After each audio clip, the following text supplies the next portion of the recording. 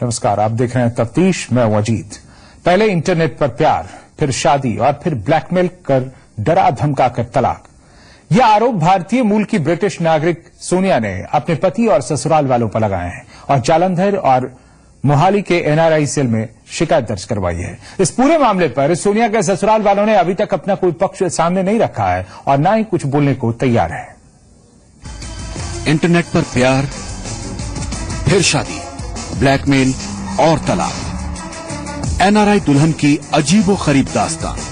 एक एनआरआई महिला ने शादी के 7 साल बाद अपने पति और ससुराल वालों पर कई संगीन आरोप लगाए हैं।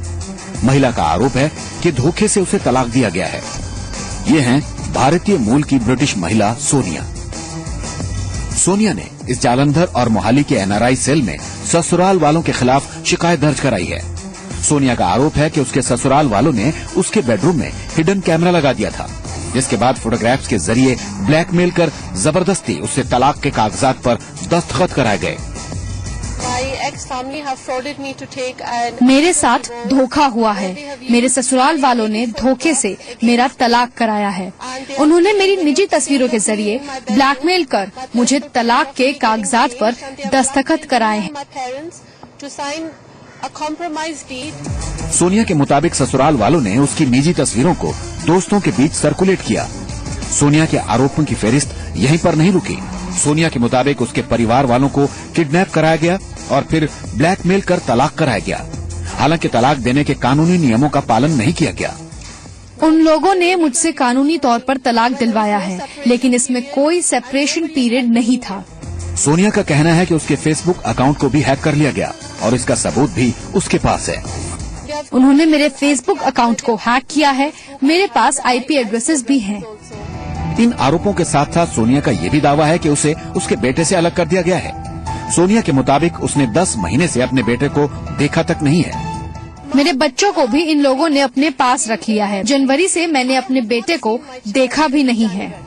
ब्रिटेन में रहने वाले सोनिया के माता पिता का भी आरोप है कि उसकी बेटी के ससुराल वालों ने उनका किडनैप कर ब्लैकमेल किया, लेकिन किसी ने उनकी मदद नहीं की। इन लोगों ने मुझे धोखे से बुलाया। हम जालंधर आए। जब हम वहाँ पहुँचे तो इन लोगों ने मुझे ब्लैकमेल किया।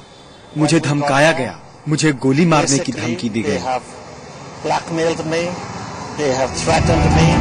सोनिया ने पुलिस की नीयत पर भी सवाल उठाते हुए आरोप लगाया है कि सबूत होने के बावजूद पुलिस उसके पति और ससुराल वालों पर कोई कार्रवाई नहीं कर रही है। उसके मुताबिक पति और ससुर ने पुलिस के सामने अपना गुनाह कबूला है, लेकिन उनके रसूखदार होने के कारण अब तक उनको गिरफ्तार नहीं किया गया है। मेरे पति ने पुलिस के सामने अपना गुनाह कबूला है। मेरे ससुर ने भी कबूला है कि उनके हार्ड ड्राइव में मेरी तस्वीरें हैं।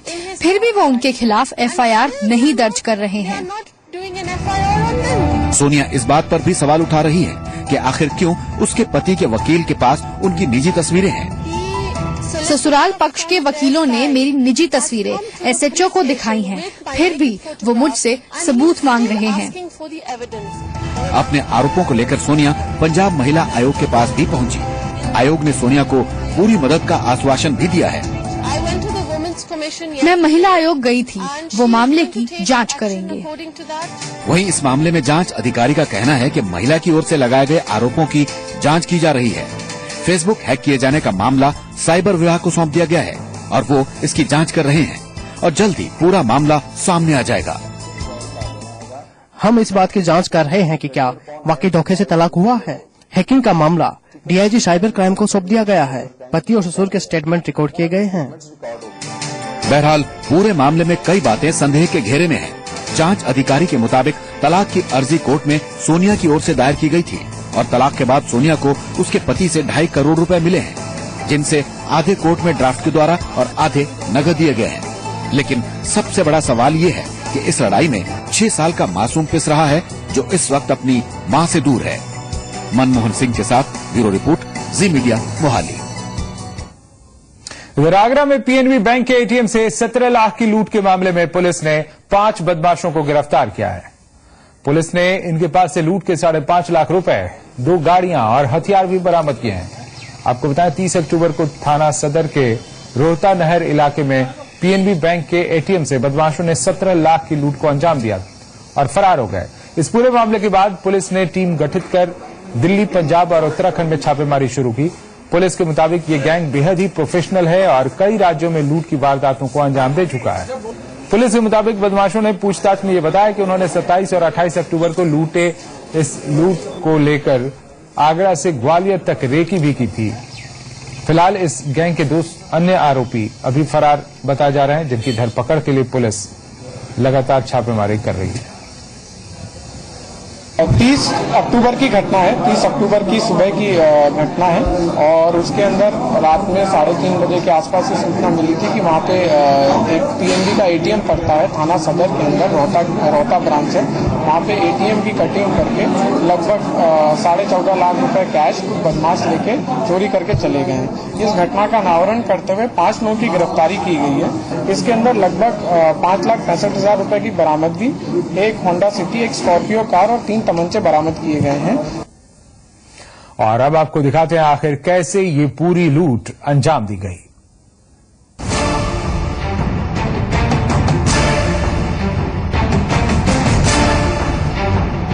ये है आगरा के सदर थाना इलाके में लगा पंजाब नेशनल बैंक का वो एटीएम, जिसे बुधवार रात कुछ लुटेरों ने अपना निशाना बनाया। लुटेरों ने बड़े ही शातिराना तरीके से लूट की इस पूरी वारदात को अंजाम दिया और 17 लाख रुपए लूट कर फरार हो गए। लुटेरे पूरी तैयारी के साथ आए थे और रात के लगभग 3 बजे इस वारदात को अंजाम दिया गया।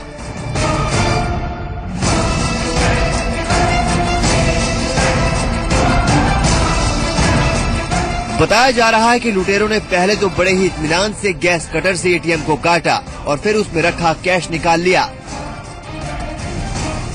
गैस कटर से एटीएम काट ले गए। मैंने कुछ नहीं देखा, हमने सोच सके अब देखा है तो पोस्ट पड़ गई। अब नहीं, गार्ड वगैरह कोई नहीं रहता है। पुलिस को जैसे ही इस वारदात की सूचना मिली, पुलिस मौके पर पहुंची और कॉम्बिंग ऑपरेशन चलाया, लेकिन चोरों का कोई सुराग पुलिस के हाथ नहीं लगा।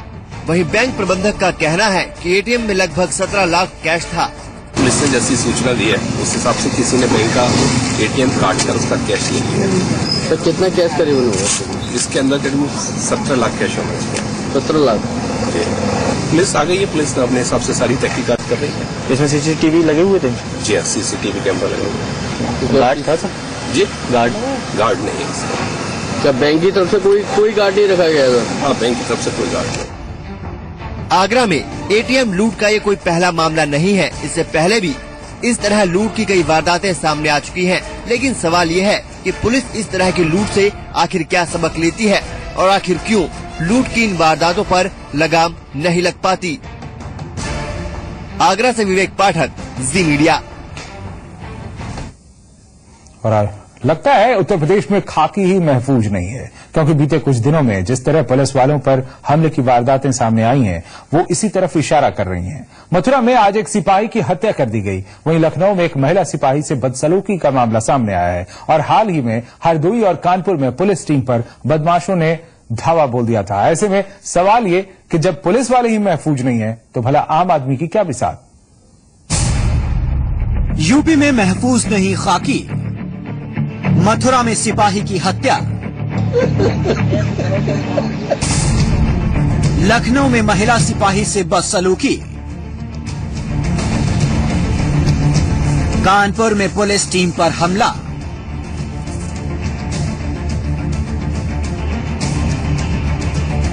हरदोई में एसओ को मारी गोली।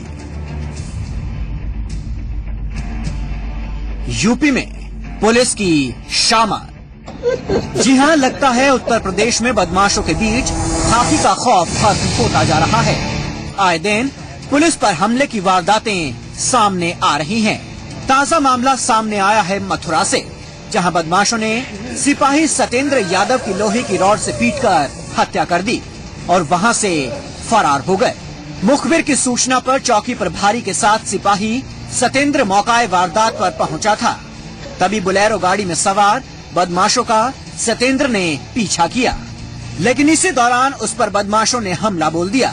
जब तक सत्येंद्र के साथी घटनास्थल पर पहुंचते, तब तक उसकी सांसें थम चुकी थी। गाड़ी बोलेरो टाइप की गाड़ी हेलमेट तोड़ के भागी, इससे मोटरसाइकिल के पीछा किया। फैक्ट्री एरिया मुड़ गई, हम लोग पीछे भागे, तब जाके वहाँ पर पड़ा हुआ। पहुंचा के हॉस्पिटल लाए। अच्छा, अभी तक कुछ पता चल पाया कौन लोग थे जो हत्यारे थे, बदमाश जो? अभी कुछ पता नहीं किया, पड़ा है जांच चल रही है, जानकारी की जा रही है। वहीं राजधानी लखनऊ में एक महिला सिपाही से बदसलूकी का मामला सामने आया है। गौतमपल्ली थाना इलाके में वाहन चेकिंग के दौरान बाइक सवार शख्स ने महिला सिपाही के साथ अभद्रता की है। नौकरी से निकलवाने की धमकी तक दे डाली गई। वहीं इस मामले में पुलिस के आला अफसर कुछ भी कहने से बचते हुए नजर आ रहे हैं। बीते कुछ दिनों में एक के बाद एक खाकी पर हमले की वारदातों में इजाफा हुआ है।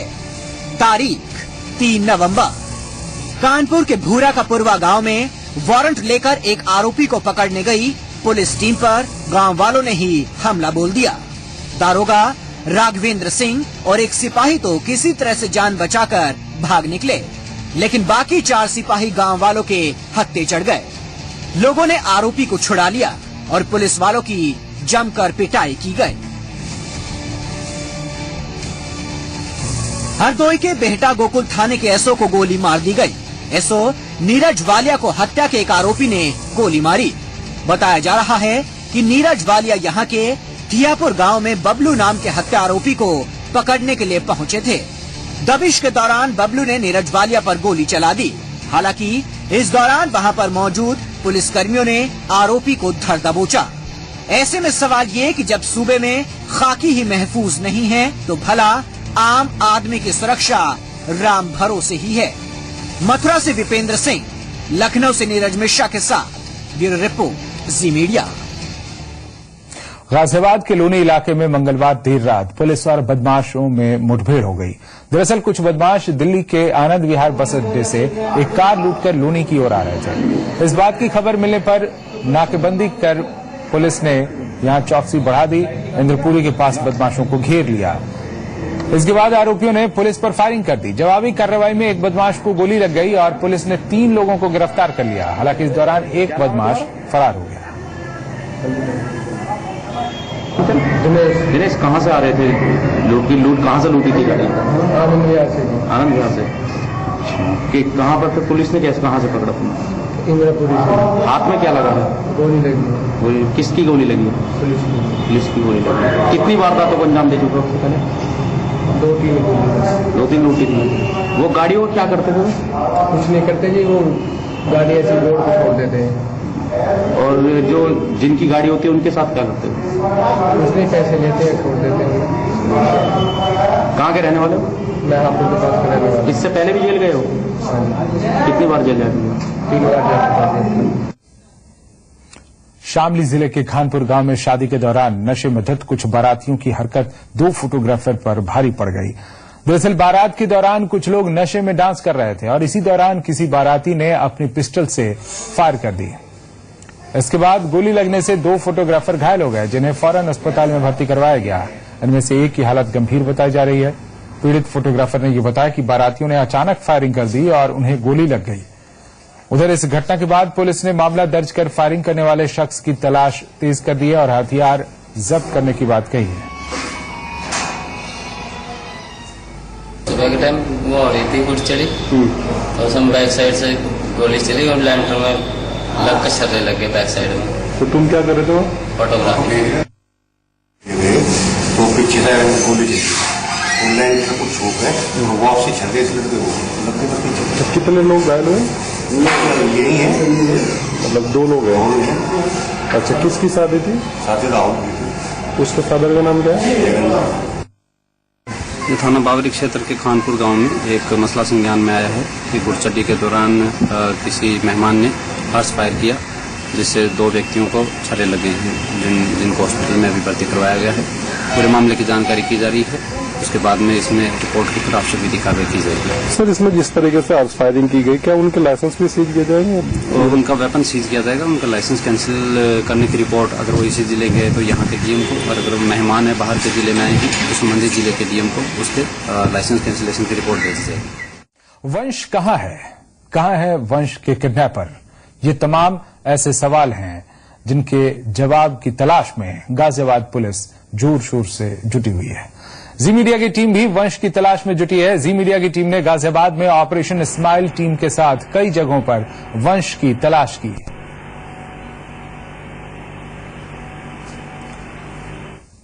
दरअसल मासूम वंश के अपहरण के वक्त उसका 5 साल का दोस्त भी वहीं मौजूद था। वंश का दोस्त उस वक्त उसी के साथ खेल रहा था। जी मीडिया संवाददाता आनंद तिवारी ने वंश के दोस्त से बात की। मैं उसी जगह पे मौजूद हूँ जहाँ से वंश गायब हुआ था और वंश का जो दोस्त था अमित, जिसकी उम्र 5 साल है, वो पूरी घटना का चश्मदीद है। वो पूरा वाकया जानता है कि क्या हुआ था और कैसे जो किडनैपर्स आए थे 2 लड़के, वो यहाँ से वंश को लेके चले गए।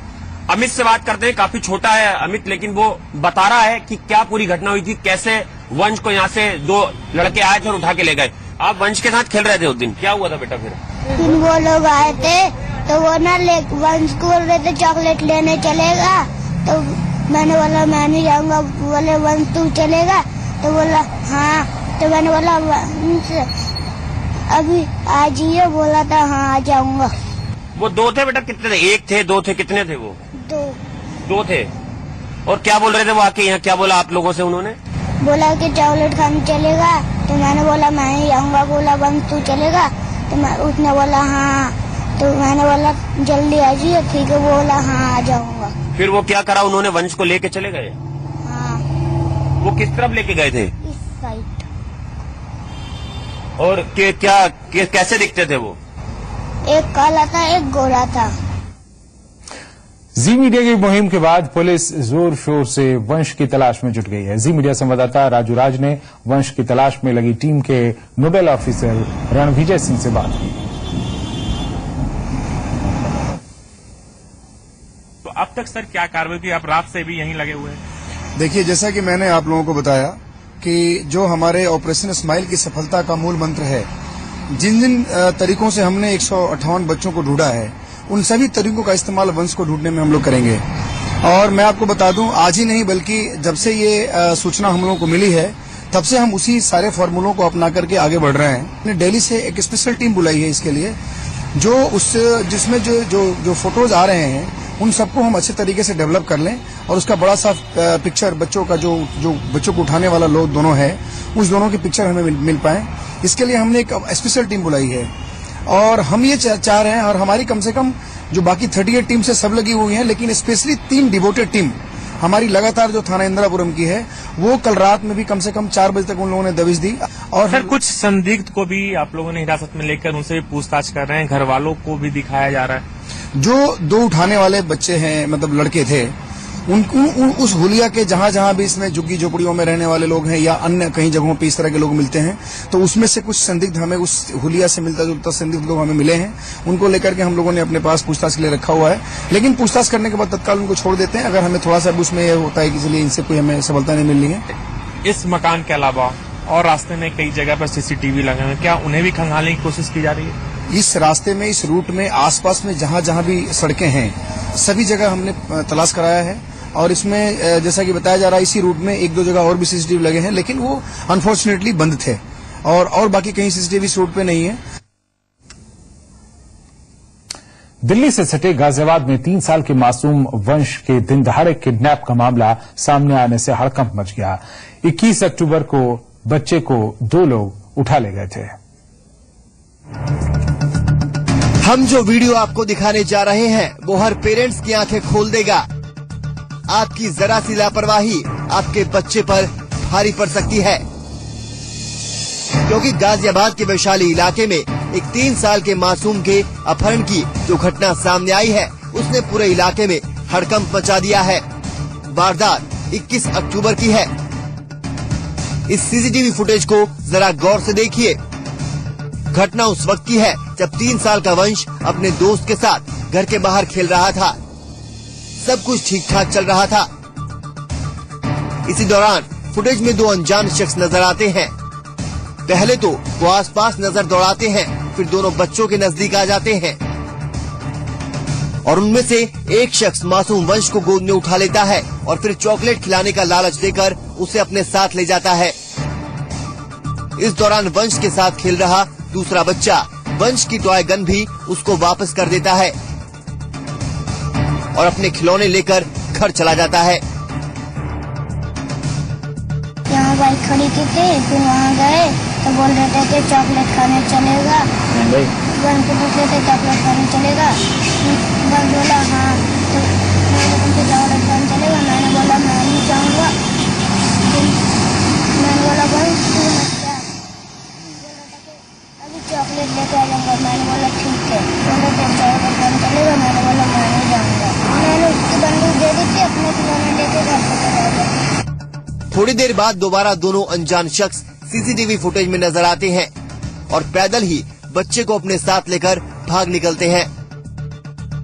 वंश के गायब होने की खबर उसके पिता के लिए किसी सदमे से कम नहीं है। आनन फानन में पुलिस को इस मामले की जानकारी दी गई, लेकिन वंश के पिता का आरोप है कि पुलिस इस मामले को गंभीरता से नहीं ले रही है।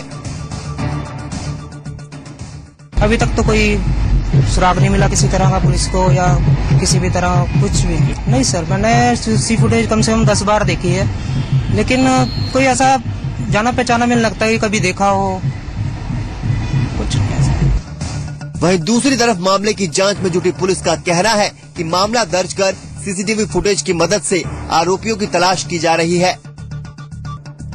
इस मामले में वंश की गुमशुदगी के पोस्टर भी छपवाए गए हैं। अपने मासूम वंश से बिछड़कर उसके परिजनों का बुरा हाल है। ऐसे में सवाल ये है कि क्या वंश के पिता की किसी से कोई रंजिश थी, जिसके चलते उनके 3 साल के मासूम बच्चे का अपहरण किया गया, या फिर एनसीआर में सक्रिय किसी बच्चा चोर गिरोह ने इस घटना को अंजाम दिया है। सवाल कई हैं, जिसके जवाब तो अब पुलिस के जांच के बाद ही सामने आ सकेंगे। लेकिन जिस तरह वंश का अपहरण किया गया, वो हर पेरेंट्स के लिए किसी चेतावनी से कम नहीं है।